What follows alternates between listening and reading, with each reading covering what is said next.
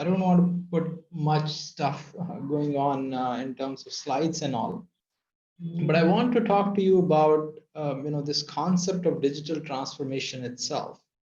It is almost like a elephant where different blind people, I'm sure most of you are familiar with that image of different blind men trying to, or people with folded eyes trying to unravel what an elephant is, touching its different parts to conclude that it is something else. And so digital transformation is a bit like that. It's a concept that anybody who sees it sees from their own, blindfold, if you may, or their own perspective, and often less understood, less clear. Having said that, it is channelized, or it is being driven by the vast growth in digital technologies. We all use many of these technologies in our day-to-day lives, be it in the realm of social media, analytics, on the cloud and everything else. A lot of you are interacting with it either as a user or sometime as a producer of these.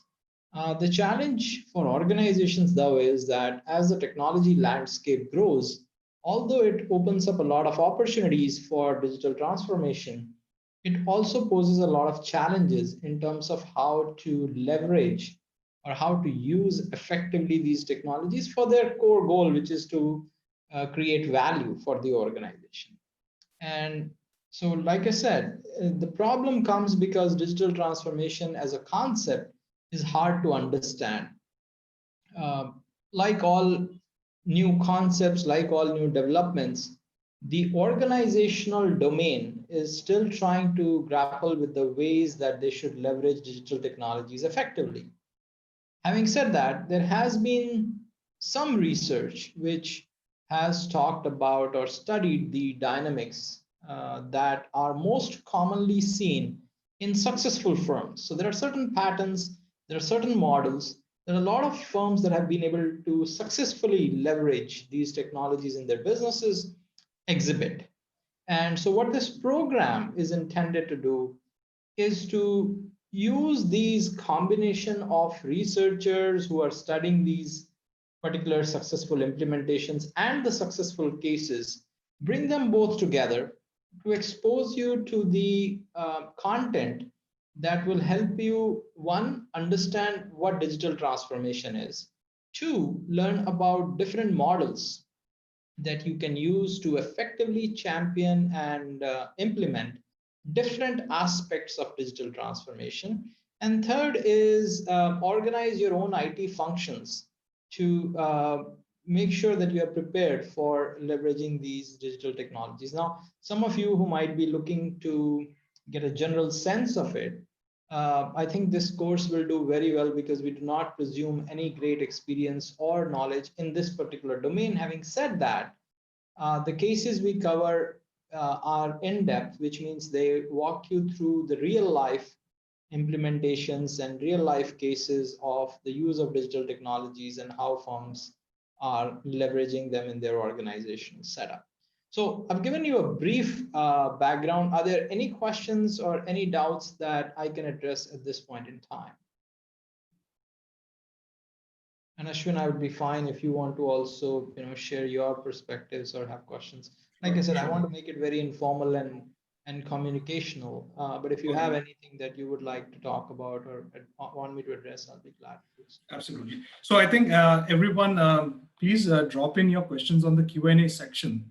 Professor, I think one question that generally I've been talking to some people as well, and including me, I think one of the questions that seems to be relevant and on the top of our minds is why should we even be so concerned about digital transformation? What is the burning need for all of us to know this a little more in detail? Yeah, I think that's a very good question, and I see it in two different ways. There are people are of two different types. Some who see a challenge, some who see an opportunity. So for many firms, digital transformation is a challenge. Challenge because their existing ways of doing business are being disrupted. They're forced to get into that realm where they have to now gear up to the changing environment. If you if you study organizations, one of the themes that has stayed consistent across history of organizations is the people who survive and the organizations who survive are the ones who understand the changes in the environment and adapt to it. And digital transformation, in that sense, is leading to a lot of changes in the environment. And for that reason, many organizations are challenged by or challenged to find ways to continue to do well, especially the ones that are at the leading edge of their business sector. So that's one perspective, is the challenge perspective. The other side is that there are other types of organizations that are always looking for opportunities to do new things, to achieve, to create new products, to create new processes and services, to refine business models. Give you one example. Google has been working on this concept. I'm sure most of you are familiar with, of the Google car. Now, if you think about it, Google is trying to build a driverless car. Now, obviously, they don't want to build cars, but they want to build everything inside the car. And they have gone to the extent where they are now experimenting their technology in trucks that are used to go over miles. And their claim is that they've created a driver which has more experience than any driver you would ever get. So the proposition they would offer to a particular company who employs truck drivers is that our driver is more experienced and will likely lead to the least amount of crashes and losses that you can find. Now, I give you this example to communicate to you that firms that are very much engaged or very much involved in what they do are finding opportunities that they just cannot resist, which means that, oh, now for a long time, I wanted to serve my customers better, but I couldn't find a way to do so. And now suddenly there's an opportunity that helps me unravel that. So I'll give you an example of very core company for which technology may not even have been considered to be valuable. So Cemex, it's a cement company, Mexico-based cement company, one of the 10 largest producers of cement in the world now. But it at one point in time did not have any technology infrastructure, and after a while, in a couple of years ago, it went very aggressively into implementing these digital innovations and technologies. And what it found was that at one point in time, it went so much deep into technology that it developed algorithms for optimization of truck routes. Now, it's very hard to see why a cement company would need computers, and there was a lot of resistance inside the organization for doing so. But they found that their ability to serve customers was limited because they did not know where their trucks were. So they could not even promise effectively a delivery time to their customers. They could not even ship their products till the next day because they really didn't know what their logistics was all about. And so, coming from that perspective, they could, by using their technologies and effective innovations in this era, they could implement a lot of different initiatives, such as related to trucking optimization, where they could promise better delivery times, more reliable delivery times. Not only that, they got the data about customers. They could even advise customers what kind of concrete will work the best based on their geographic location and climate conditions.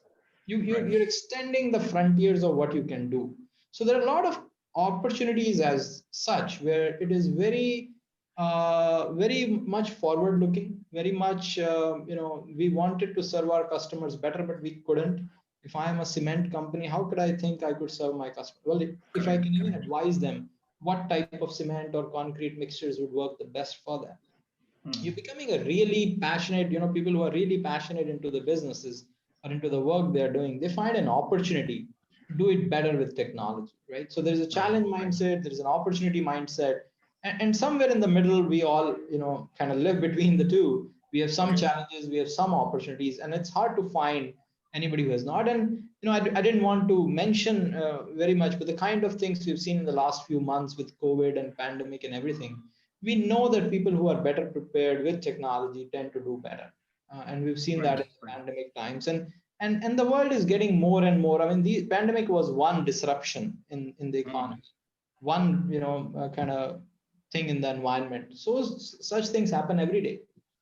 If not due to pandemic and natural and biological reasons, there are environmental changes, there are regulatory changes, there is changes in customer appetite, There are changes in technology. So all of these things may not be to the extent that we've seen in COVID, but they keep disrupting and challenging the companies. And so digital transformation is a way for us to get better and way for us to do more effectively what we really want to do. So hopefully Yeah. that answers Sure, some sure, of it these. does. There are a couple of questions, Professor. So I think I'll read out some of the questions in terms of their concept that the questions talk about. So there is one question, I think, and that closely aligns with the other question. So I'll read both of these back to back. So Sanish Gupta asks, what are the core things, or what are those things which can help an organization understand whether they require digital transformation or not? And the second question by Akshat Nair is in a similar vein, where he says, I want to make sure that uh, I don't misunderstand when I say that digital transformation is essentially the act of taking advantage of existing technology and adapting it to thrive in an existing business environment, or is it something more than just application of current technologies for competitive advantage? So I thought both of these questions had similar core concept and principles. Could you talk about that a bit? I think those are very interesting questions. I do teach some courses that are on strategic management of digital innovations as well, and the questions that both of you have raised are require a very long answer. So it's hard to emphasize in a couple of words. And just to bolster the statement, in one of the sessions we were discussing, there are, I think, 28 definitions of digital transformation. So Okay. when we and I'm not saying definitions by anybody. These are definitions by researchers, which means they have spent considerable time studying what digital transformation is and then come up with a definition. And so there is a whole lot of what is unclear about what is digital transformation, and a whole lot of lack of understanding about what is it exactly. So I've given you my perspective. When I've said that it is about thriving in the business environment. I think it was Akshat you mentioned who had that question. Yes. Yeah. Yeah. uh, so that's my perspective on what digital transformation is, but that's a very limited sliver of what it is, right? So the intention of this course is, if you are and I say this to others as well. When you take a course, when I teach a course, my intent is that after this course, you should understand that concept much deeper and better than anybody else who has not taken the course. And so part of the course is to understand what digital transformation is. Part of the course is to understand different facets about it in depth, and ability to be very nuanced in applying specific models. Yeah, let's say you're thinking about omni-channel strategies or managing the customer interface. What are the different strategies? What are the different models that can be used, and how you can do that? So, Akshat, you may be right in saying that at the core you are trying to do better. What I've given you is actually the basic organizational principle that most organizations are trying to be in an environment and trying to master that environment using some things that they do internally. And in this case, we focus on using technologies internally. So that's a basic concept of organizations that I've shared with you. Yes, it does relate to digital transformation in the sense that we're thinking about taking the technology and applying that to do the best we can. But how do you do that? And how do we go beyond the existing wisdom? How do we think about these changing landscape of technologies, the changing organizational landscapes, when there is competition in the economy, or when new artificial intelligence based technologies come in? What do we need to do and think about to be successful? So many such questions become pertinent, and that's what the course is about. The course is about answering the questions that become pertinent in your process to do what I think Akshat and others have said is leverage technology to thrive in the business environment. Yes. And there was a small nuance to Sanish's question, which I also wanted to highlight and bring forth. So, would you be able to speak to whether digital transformation is a concept or a competitive strategy, if I may call it so, applicable to all organizations, or are there organizations which really shouldn't care about digital transformation? I mean, is it something that cuts across everyone, or is it only specific for IT-enabled organization or tech companies? I think the way India has leveraged the technologies and the way neighboring countries are doing, including Dubai, the kind of processes that we are seeing here. So I was working with a workflow automation company that is now serving customers across the globe, and it's a very cutting edge business model that they're doing. They're trying to automate your workflows. If you are an organization and let's say you have an ERP system and you want that when a purchase order is raised, there is a WhatsApp message being sent to the supplier as well. And if you want to go to that extent of automation, people are building those technologies in their businesses, right? So they're automating and they're using automation, and they're automating the workflows through these technologies to achieve things such as sending a WhatsApp message when a PO is raised, for example. uh, it's hard to say which company will not benefit from it.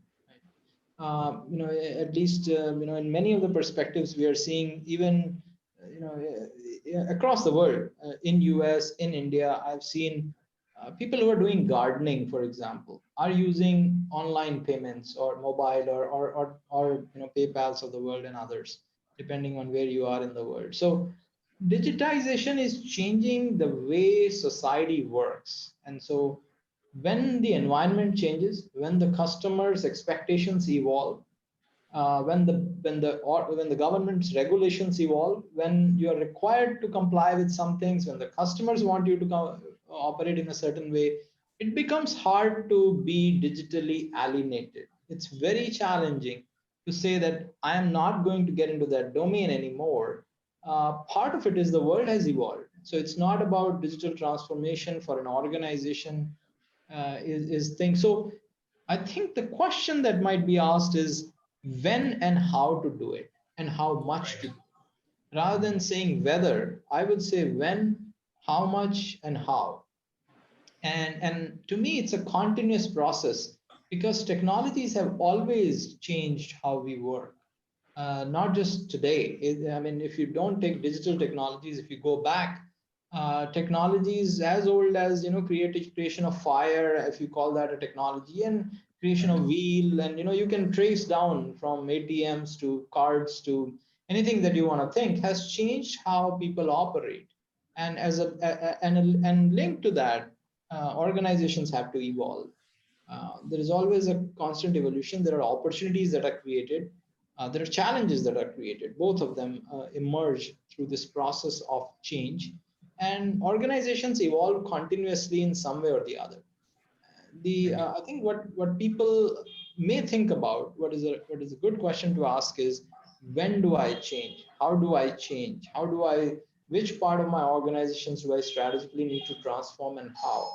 And what are the effects of transformation on the other parts if I'm transforming one part? So I think those are some of the questions that we focus on in that sense. And if you say, or if you come up with a case which says we don't need digital transformation here, that's a good answer too.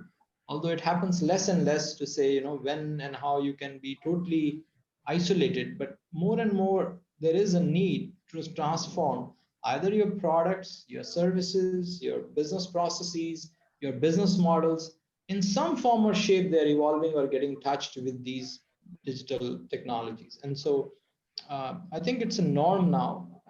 And like I mentioned before, the pandemic has shown us that organizations that were more ready Right. digitally Yeah. happen to do well. So even if you don't see it immediately, there will be a ripple, there will be a shakeup that will demonstrate why and how we were doing this, or do we need this digital transformation. Sure. Thank you. We change gears a bit with another question. This is one asked by Shinju Josh. Shinju asks, currently all businesses that are transforming to digital management or digital processes, for such businesses, how does the top management, what is the process or what is the best way for the top management to enhance their knowledge about this technology transition as the technology keeps evolving, and how does one keep pace with it? Yeah, I think so. I mean, those are good questions, right? So all of us engage in that process of continuous learning and continuously updating our mental models and the way we think about it. And that's exactly the spirit in which we do these courses. Actually, or at least how I approach it is, because these are not long-term programs. When we're doing a short-term program, our goal is that to at least my thinking is we need to make sure that the top managers are in line and in sync with the most common practices and the most common strategic thinking that they need to have to champion the initiatives in their own domains. And so part of it is continuous learning, continuously updating your the way you think about things. And learning is an ongoing process. So for the top managers, engaging in workshops, getting into online trainings, reading good literature, and talking to people, attending webinars, some of those things that we do all the time is participating in conferences and understanding what's going on and what are the common models of operating most effectively in this digital world. That is the part of the process. These, the type of course that we are offering here is with that intent. It could be not the everything, but it is a part of the piece of the puzzle to update yourself with what is the best way to manage in for the top managers as well. But yeah, if there are any specific questions, Shinju, that you would have, we'll be glad to answer in terms of a specific domain in which you would think that the top managers might need to update, or how. Be glad to answer that as well. And while we get more questions, one of the questions that we keep getting, not on this webinar but outside of the webinar, is if you could talk about a what the case method of instruction would be in this course, and b if you could highlight some of the cases that we plan to use so that people get a flavor of the content that will be covered in this particular program. Right. Again, that's a very good question. I may have alluded to some. So, case method in general, I'll just explain that, and I can give you my personal approach, because that might, different faculty might approach the case pedagogy a little different.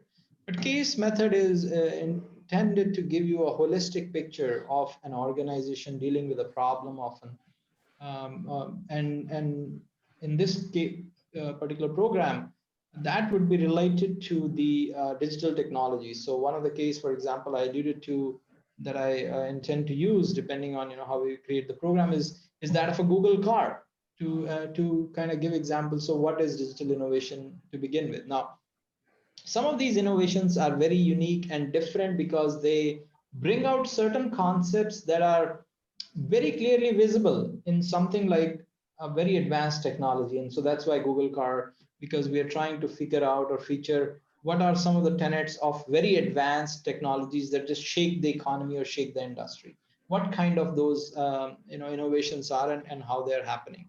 That's one example. Cimex is one company that I kind of alluded to earlier. It's a very core construction company, which is a cement in the construction industry, and uses provides cement as a product that it sells. And so we look at how it was able to digitize its operations, starting from a very core, none of the technologies, or no IT focus, to a very advanced IT company.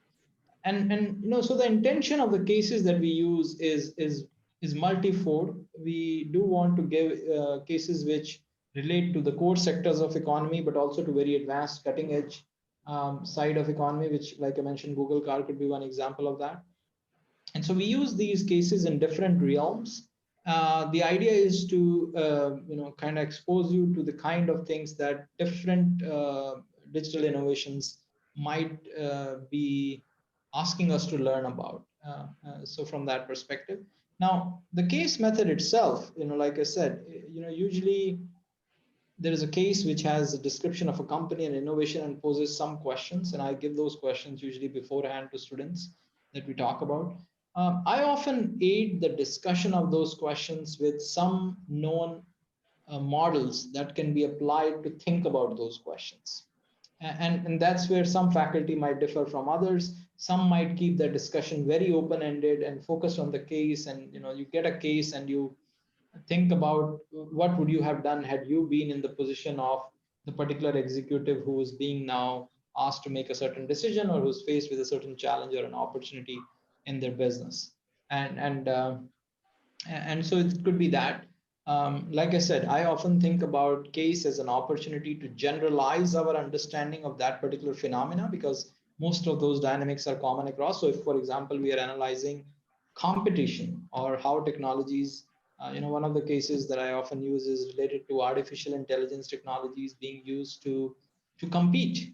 That's a very common phenomena these days. Many organizations are trying to leverage artificial intelligence and to compete with their others in the industry. What are the basic principles to use there? Now, when you think of that, you're thinking of the basic competitive dynamics of that industry. And so, what are those basic competitive dynamics in the industry? How do you think about that industry and its core operations? Those are some of the basic models that one needs to understand to be competitive in that industry. And so, I often study that in the retail. So we discuss.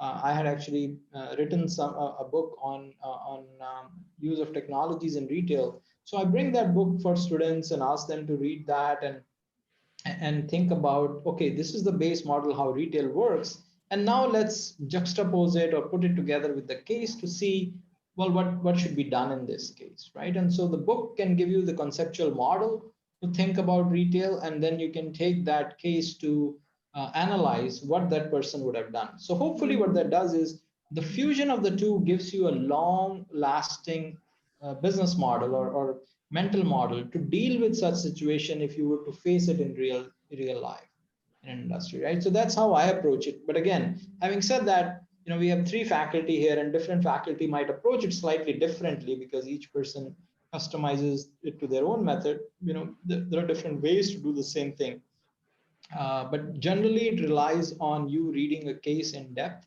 and then leveraging. And we try to, once you get on board, we try to see what type of cases would be most suitable given your profile and given what you would be most learning or gaining from. So we do some sort of assessment of the type of people, because a case that might work effectively for, let's say, a master's student may not be the same for a student who's 15 years experience and such. Right, right. I think that there's one other question, again, not in the chat.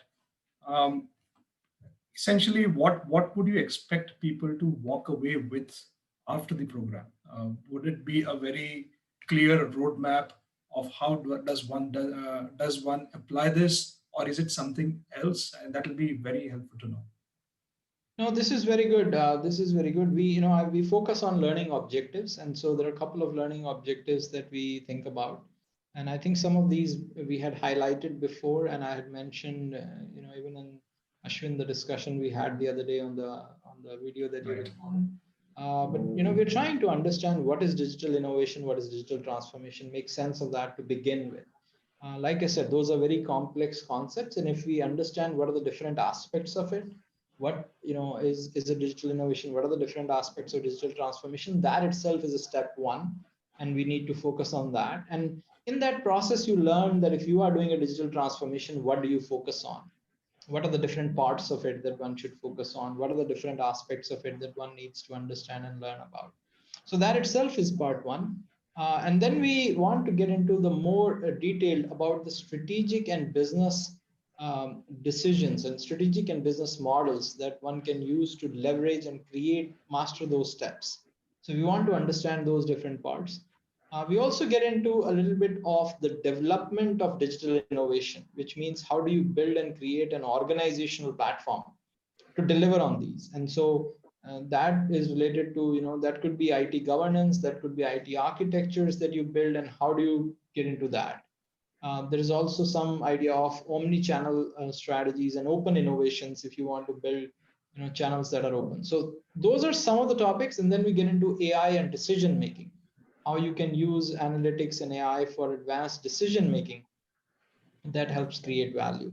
So we are going to discuss some of the core models, some of the core aspects that are related to digital innovation, be it defining and conceptualization digital innovation, creating a roadmap for digital transformation, uh, building models for business model transformation. There is platformization. That's a huge thing these days. The platform models being used in different parts of the economy. And so what is a platform, for example, is one question to then study about. So we come up with these specific aspects of digital transformation that we get into depth and answer the questions and develop an understanding of various models that students can use to implement and approach those concepts and those activities. There were two questions, Professor, which I think are more or less covered in your current answer. So one question was, what are the basic building blocks of digital transformation that an organization can implement during the transformation? The other question is, would the course enable us with tools and techniques to navigate and approach this problem that organizations face? To some extent, I think you have Right. laid this out, but if there are any specifics that I might be missing. I think I've addressed most of it. Just to add to that last bit, we do use various frameworks and models that have been found and researched to be effective, and we expose students to that, and that is a part of the learning that students would get. For example, if you're thinking about platformization, I myself have published works in that domain, and I mentioned in retail I've done works in that area. So we bring those works, and those are specific models that some of which I have created, and they have been published in the top journals in the world. And we bring those things. They have been well researched and found to be effective. And so those are the frameworks and models that companies use, and we bring it for you to kind of leverage and learn from, to champion digital transformation in your own sort of whatever is your frame of work. Right. Guys, if anyone has more questions, please feel free to punch in the Q&A. This is a 1 hour long webinar, so we've got some time on our hands. Until that happens, one other question that usually is something that people, so I won't say it's a question, it's a bit of a confusion that some of the people they have. Essentially, there is a big overlap between digital transformation and the digital marketing part of it, which is the communication with the customers. Will this course cover some bits of digital marketing, or is that a content that is not at all included as a part of digital transformation course?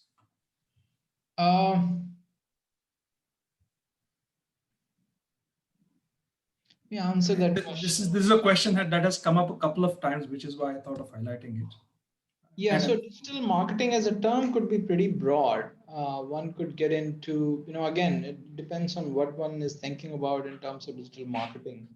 If you're getting into the social media and how to use it and others, those aspects do feature in firms' strategies many times. So some of the cases that we cover do talk about, what were the social media concepts that were going on, what was done in that space. One of the, if you're studying the transformation of any company these days, an important part of that is related to how they work with customers.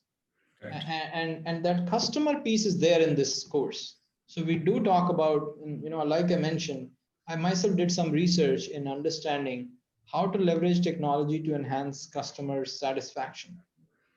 That's a big part of it. Now you may say that, so what is that model to figure out that, right? So we kind of bring that is part of this course as well. If you study some of the digital transformations of large companies, the DBS Bank in Singapore, for example, social media was a key part of that transformation that they did. And so we bring it from that perspective. The social media digital marketing will be part of the course. Having said that, we are not specifically going after giving a digital marketing plan. That's not this course is not focused on digital marketing per se, but customers, as long as we say the customer side strategy, the customer service, those are the key parts of the course. So if you already know you want to create a social media plan, we probably are not going to discuss that level of what is the social media plan and all. Having said that, we provide all the concepts one would need to transform your relationships with customers. So that would be my answer to that, because this was created in more a strategic sort of way than the marketing way. So there's slight nuance difference in those two things. That might be a little bit more nuanced than what you're asking, but there is a little bit nuance. Right. Right. There's one question from Rupesh Goyal. He asks, what is the career advancement slash opportunity that an IT consultant may expect after doing this course? Right. So one is, it depends on what is the frame of reference for IT consultant. But one of the things that I mentioned to when I teach some parts of my courses, to say that uh, there is my answer may not be very exact in terms of what position you would get, because that's hard to deduce. However, what I would kind of give you is that you would be getting an opportunity to um, you would be getting an opportunity to uh, basically talk and understand concepts that are at a level of the top manager, right? So the strategic management of organizations, what are the issues and how to think about that, is where this course will take you. And so the course again is, I don't think, Ashwin, and you may correct me, we don't have a placement sort of thing No, we linked to don't. it. Yeah. So it doesn't have that direct linkage in terms of that we can get you into a interview with that. But what we will, what this course is intended to do is to give you the concepts that if you bring to the table in an interview, you'll do well. I think that's the thing. And when I say interview, you mean at the top levels of management. If you would like to go, again, it depends on where you are starting and what level of consultant you are. But the concepts that we would cover would be at that level of the top Right. I don't see any more questions coming in. So if required, we can close the webinar, and possibly, Professor, if you have any closing thoughts on this. No, I think, yeah, I mean, I would, so I think we've heard a lot of those, concepts that people have kind of mentioned or shown interest in. One of the things I would say is that hopefully what this course will do is to create so there are two things. One is two things that I think are required for success. One is a motivation and the other is a capability.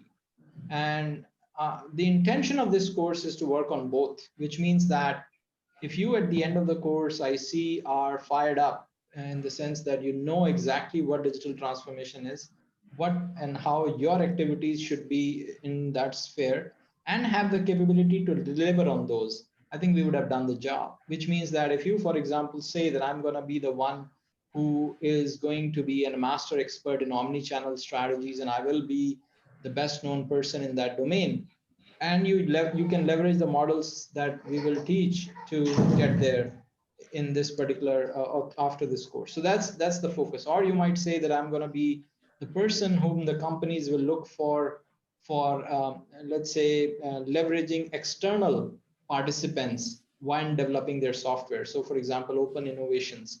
If you want to be an expert who can guide companies on open innovation and can leverage the models that we propose to go there, that'll be a job done for the course. So we're looking for and hoping to trigger in you the greater motivation to pursue one aspect or multiple aspects of digital transformation and develop capabilities to deliver on those. So those are the things I would end with, the conversation with. That I'm pretty sure most of you are, because you're here listening to it, you have interest and initial, sort of understanding of the concept. And hopefully this course will motivate you to go one step further and develop the capabilities that you would need. And we will develop some of those and lead for you to continually develop those over the course of your careers. Perfect. Thank you so much, Professor Setia, for your time. And thank you so much, everyone, for attending the webinar. Of course, you can always reach us even after the webinar. You have our website, www.ima.ae. All our phone numbers, email IDs are mentioned. Feel free to reach out to us. If you have any specific questions, you can write to us, our admissions team. And I look forward to engaging with all of you again. Thank you so much, everyone. Have a wonderful Friday. Thank you, Ashwin, and thank you everyone for participating. Okay, bye-bye.